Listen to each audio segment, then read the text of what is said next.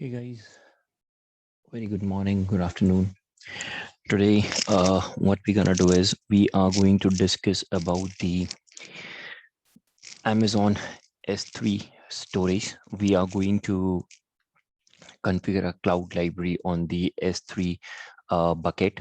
So we have created a AWS account, and on that particular AWS account, we'll create a S3 bucket on that one, and we are going to configure that particular S3 bucket as the cloud library. Now, in order to configure the S3 bucket as a cloud library, what we have to do is we have to go to the storage resources.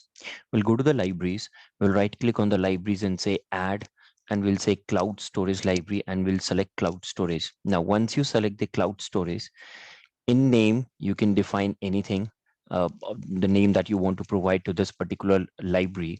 So let's suppose I want to provide the name as a cloud library 3, and we'll just put AWS in the last just to recognize that's a library that we have on the AWS. In your environment, you can use your own naming convention. In the type, we have to select Amazon S3. We are going to use the S3 bucket as a backup target as for the cloud library. So we'll select the Amazon S3. You will select the media agent, which will have the reachability to this particular S3 account. So it might be through a private network, or it might be through a public network. So I will just use this particular media agent as of now, where which will be responsible for connecting to this Amazon S3 account. Now, after that, over here you have the information, you have a tab of access information, in which you have to put the authentication the way you want to authenticate that particular storage bucket that you are going to create, the S3 bucket that you are going to create. If you will click on the drop down, you will see multiple options coming up over here. Right now, we are going to authenticate this particular Amazon S3 bucket using the access and secret key. So we are going to create the access and secret key. Before that, we will even create a bucket, and we'll create the access key and secret key. There is another way that we are going to discuss using the authenticate for the authentication will be AWS IAM role policy. But this tab we will discuss in the next video, which you can refer for the AWS VM backup configuration. In that one, we will configure the VM backups for the AWS VMs using this option of AWS IAM role policy. But right now, we are going to access this particular bucket using the access and secret key. So we'll just select access and secret key. Once you select the access and secret key, it is asking you for the service host name. In the service host name, remember that there is something written reason along with the bracket. You have to replace this entire thing, reason, along with these bracket that you have, with the name of your reason in which you are going to create the S3 bucket. So I will just leave it as if now. Once we create the bucket from there, we will see in what reason we are creating. We'll copy paste and put it over there, and we will see in the coming up minutes, we're going to see how you can get that reason details.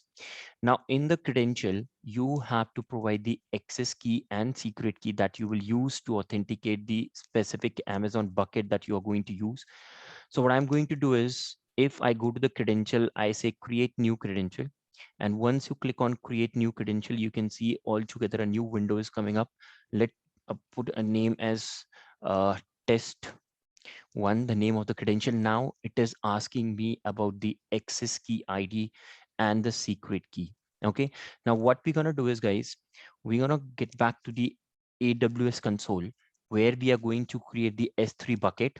And once we create the S3 bucket, we are going to get the access, we are going to create the access and secret key for that particular bucket, and we will get that particular access and secret key and paste it over here. So for that one, what we're going to do is we'll get back to the AWS console. So guys, we are on the AWS console right now, and we are in the S3 service. So you can type S3 on the top, and once you type S3 on the top, you will be able to see S3 coming up over there. Select the S3, and this tab will be open. Right now, I'm on Amazon S3, and there are 0 bucket that has been created for me. So what I'm going to do is I'm going to click on create bucket, and then I'm going to create a new bucket over here, and then I will get the access key and secret key for that particular bucket. So let's create a bucket with the name test bucket, we'll say, or I would say a CV test bucket, something like this. A name should be globally unique. So let's create the bucket by clicking on the create bucket. As soon as you click on create bucket, a window will open in which it is going to ask you few information. Over here, it is going to ask you the bucket name. So you will type bucket name. So I'm going to type CV test bucket, a simple one. So we'll say CV bucket test one. This is the name that I'm going to put it to this particular bucket name. We'll just scroll down.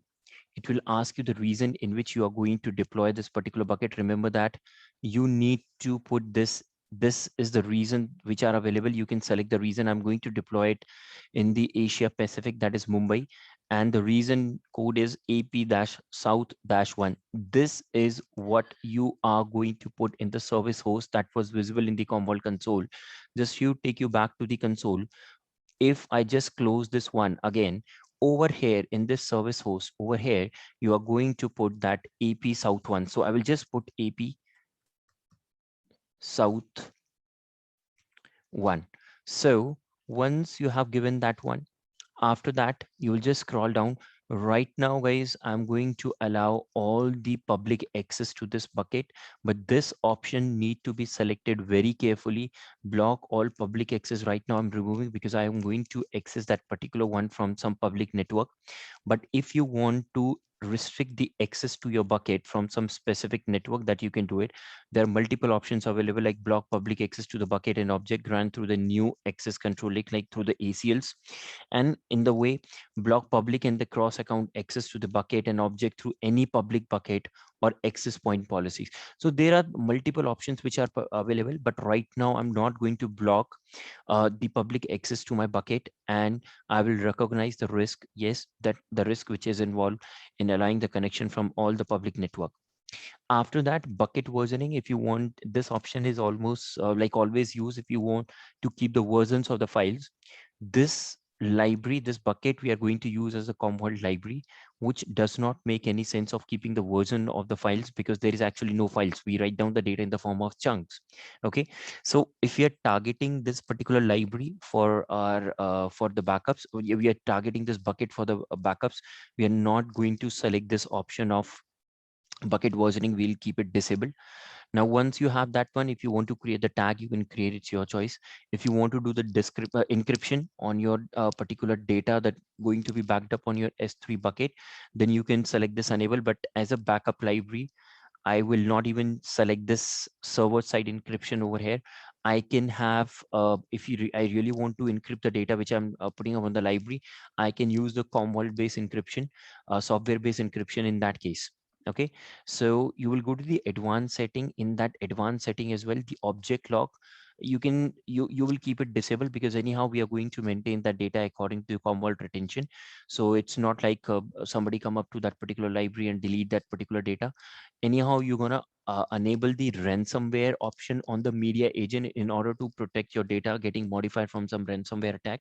That is fine. So that you can select from the Commvault level, but as of now, I will just keep this object lock as disabled because it might even create the data problem while when the retention get complete and Commvault try to delete that data.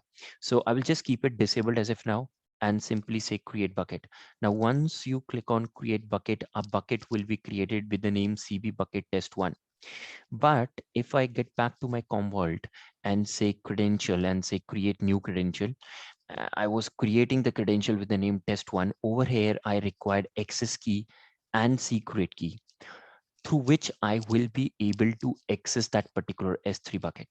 Now, guys, how to get this access key ID and secret access key in the in AWS portal? What you have to do is, guys, you have to create a user in the IAM roles. Okay, a user will be created in the IAM roles of your AWS. Okay, now once that user is created, now you are going to define the roles or you can say in permissions to that particular user.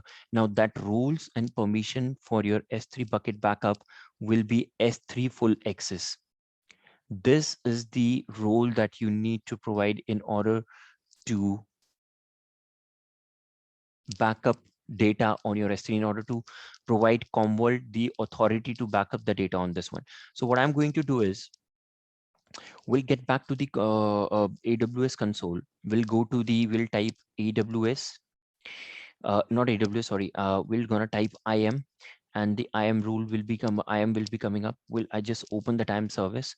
I will go to the user. Right now, I don't have any user, so I will say add user, and I can say user for CV for S3. Okay, so I will just create a user for S3. In this access type, I will select programmatic access, which enable the access key and the secret access key, okay, for the AWS API to call. So I need this access key and secret key. Using this one, Commvault will be able to call the AWS APIs in order to write down the data on that S3 bucket. So in the next permission, I will say attach existing policies directly. There is already few policies which has already been created, not few, many policies which has been created. From this policy is kind of a permission. The policies are providing kind of a permissions over there. So if you type S3 in the search and there is something coming up, Amazon S3 full access, this is the one that you need to provide, or you can say the permission that you, level of permission that you need to provide to this user that you are creating. So I will select Amazon S3 full access, create next as a tags if you want to create some tag, which is not mandatory. So if you're not following up any tags in your environment, you're not required to create it. But on the AWS, if you're following some tags, you can put your tags. Then we'll just click on next review. It will just show me all the information that I've given, username and everything. And then the level of policy, the policy that I have selected, it's Amazon S3 full access, and say create user. Now, once you create user, a user will be created. User for S3 has been created. Now you can see the access key and secret access key. You click on show and the secret access key will be shown to you. Remember that this, guys, this secret access key will not be visible to you later on. You can just copy paste it somewhere. You can keep it. Access key will be visible to you, but not the secret key. So I will just copy the access key first. We'll go over there, put the access key. Then I will just copy this secret access key.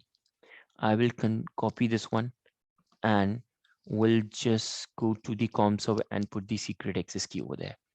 Now, once you have done this one, save the credential, and from the drop down credentials, I will just select test one.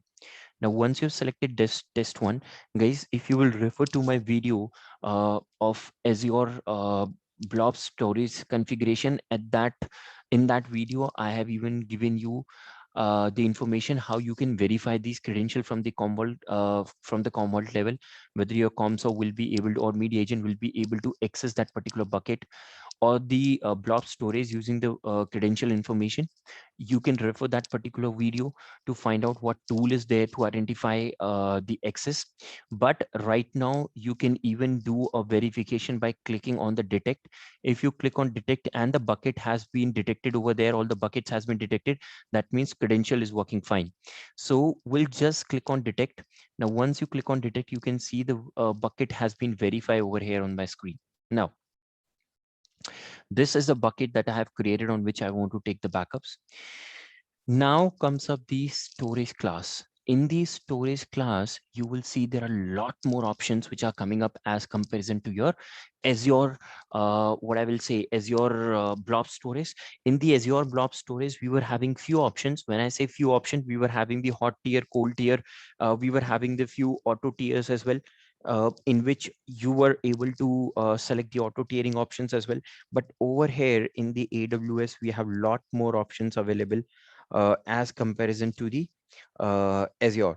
So if I talk about the standard, standard is the one you are going to use it in a case where you where the high availability is required and you have a short-term retention, like for example, a daily retention. you have a daily retention of 14 days or 15 days, right? On this standard tier, when you put a data, it's instantly accessible and highly available. Okay, instantly accessible means when you want to do the restoration, your data will be instantly available for the restoration, and there will be a what you can say, there is no extra charge that has been put to you for reading the data from that particular standard storage, though it is a costliest one. But yeah, there will be no extra cost that will be putting up if you want to read and write the data from this one. So this is one for the, this is kind of a storage you are going to use, from which you are going to read the data quite frequent. So if I have a basic retention of 14 days, let's suppose, and I know that most of the restoration request is coming up from that 14 days backup. So I will try to put that for initial primary copy on this particular standard one, on this standard storage. Then you can copy the long-term data on the other tiers that I'm going to give you the overview. I'm not going to give you the overview of all of them. You will get the idea. I will just give the overview for a few of them. After that, you have something called standard infrequent access. This kind of a storage is suitable on which the restoration request will be there. Like for example, if you have a retention of 30 days of your data and you will be getting the restoration request, but you know that restoration request will not be of that much, will not be of, I will say, that frequent. So because in this standard infrequent access, what AWS expect, you are putting up a data which is you are not going to access quite frequently. Okay, might be once in a month or something like this. Okay, so in that case, you are going to put the data in the standard infrequent access, but you will still get the performance in terms of disk from the standard. You will get the extra cost on reading the data from the standard infrequent access. Now, after that, you have one zone infrequent access. In this one zone infrequent access, it's similar to the standard infrequent access. The difference is there will be no extra copy of your S3 bucket that will be created. It will be just one copy inside your zone, like all the copies inside the zone. Now, after that, you have the intelligent tiering. This option quite might be a quite good one. In this one, there is a two storage level that has been combined, that is standard and standard infrequent access. You can even combine the Glacier and archiving part as well, but our discussion will be around standard and standard infrequent access. So if you select this intelligent tier, when you back up a data, it's written in your library, and if it's not been accessed for the 30 days, like initially the data will be written in the standard tiering. If the data is not being accessed for the next 30 days, like for the restoration or anything, it will be moved to the standard infrequent access. When you try to restore the data, data again will move from the standard infrequent access to the standard. So this is the intelligent tiering that AWS is maintaining. So you can select this particular tiering option as well. Now, after that, you have something called standard slash Glacier, standard IA slash infrequent access slash Glacier, one zone infrequent access slash Glacier, and you can see combined storage tier. So what happened is, guys, I will just tell you, first of all, I will tell you what is Glacier and deep archiving. See, Glacier and deep archiving is the cheapest storage solution that AWS provide. Cheapest is being the deep archiving. Now, guys, what you have to remember is, though they are the cheapest one, but everything comes up on some condition. In the Glacier, if you back up the data to the Glacier, and if you try to restore the data from the Glacier, on an average, it will take around 2 to 3 hours to complete that request. Now, whatever the time it will take to restore the data, it will depend upon the size, but even to just serve your restoration request, it will take around 2 3 hours initially. Okay, whereas the deep archiving, the time taken to restore the data from the deep archiving can extend to 15 hours. To send the request for a restoration of your data will be around 15 hours in the deep archiving. Now, what does this combined storage tier means then? In this combined storage tiering, what happens is, like for example, it says standard slash Glacier. So when we deduplicate the data, there is in a chunk, the data is written in the form of chunk. Every chunk has two information: chunk metadata, and then you have the S files. S file contains the actual data blocks that you are backing up, whereas the chunk metadata contains the metadata which is required to recover the data and all that. So that metadata will be written in the standard tier, whereas the actual S file, the actual data blocks will be written to the Glacier. Now, all the metadata related to the backup job, all other metadata will also written to the standard tier. So tomorrow, if you just want to browse the data, or even if your DDB get corrupt and it want to reconstruct it, so in that case it is not required to go to the Glacier and make a request and wait for the data. It is just simply go to the standard TN and build the metadata, like show you the content, or even do the reconstruction of your deduplication database reading from the standard directly. You can select any tier that you want. The deep archiving and the Glacier, in that one all the data, actual data will be put, whereas the metadata related to all that particular data will be put in the standard IA, one zone IA and all that, so that your browsing will be very fast. You don't have to wait for the to get the metadata from the Glacier and show the browse content and then perform the restoration request. For example, what I'm trying to say you, if says if you select Glacier and deep archiving directly, in that case what will happen guys, if you select deep archiving or Glacier directly, your metadata as well as what you can say your metadata and the actual data all will be written to your Glacier or your deep archiving storage. Now if you want to browse the data, if you want to see what data has been backed up, first Commvault will initiate a workflow request to your Glacier that this is a data that we are trying to browse. So first metadata will be browsed in the Glacier. It will be taking up 3 hours to show you the content, just to show you the metadata. And whereas in the deep archiving, it will take around 15 hours to show you the metadata.